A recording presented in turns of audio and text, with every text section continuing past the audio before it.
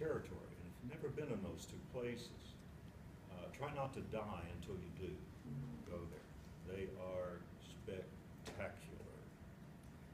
They're the greatest preamble to entering Alaska that I could possibly think of.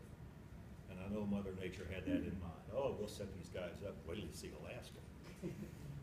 The Cassiar on this ride was basically unimproved.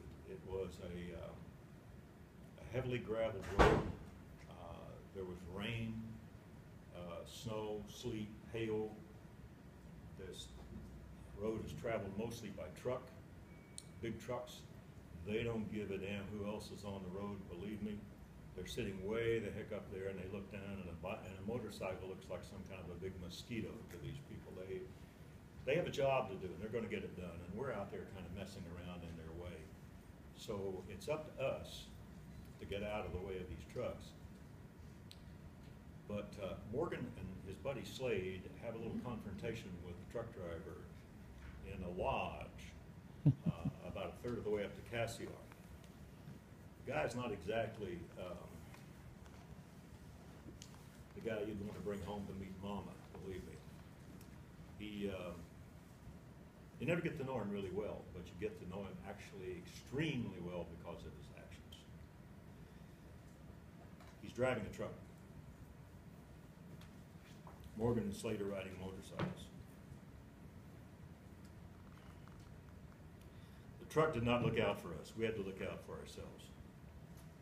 There was a truck behind me, not too close, but coming on fast. I could tell by the grill it was not a semi, but it didn't like what I thought it was, a box truck, because they had a confrontation with a guy driving a box truck at the lodge. It stood high off the ground, huge mirrors jutting out from the sides like tiny wings trying desperately to pull a heavy machine off the ground and out of the mud. I could see the grill in my mirror, could see the dual rear wheels churning water, mud, and gravel, see the coating of mud that obscured everything that said truck.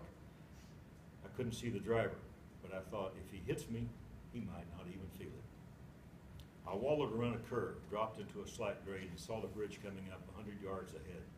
Another one of those skinny, one-lane steel track bridges that scared the hell out of me. Open metal floor grids, slick as mud.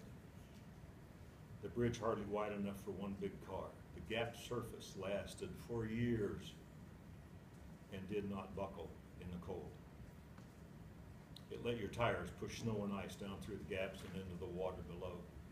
The bridges were common in British Columbia and the Yukon Territory, and I hated every one of them. I began to back off on the speed. There was a courtesy about these bridges. Whoever reached the bridge first had the right of way, and no one was in a hurry. We'd crossed a dozen of them, almost always seeing cars and trucks, and never once was there any problem. Everybody waited his turn.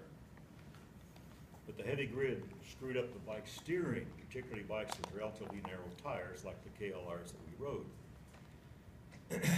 These bridges, Slade and I rode these bridges slowly and carefully, trying to make the bikes go where we wanted, not where the grids tried to take us. But I could not ride this bridge slowly. There was no traffic on the other end of the bridge.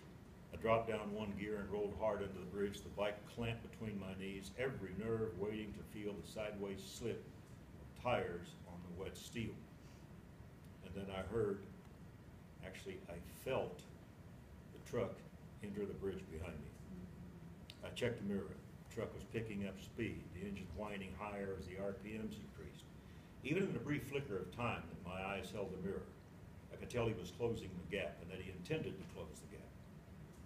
I tapped my rear brake slightly, rhythmically, trying to engage the damn thing but not make the rear tail light fail to catch his attention.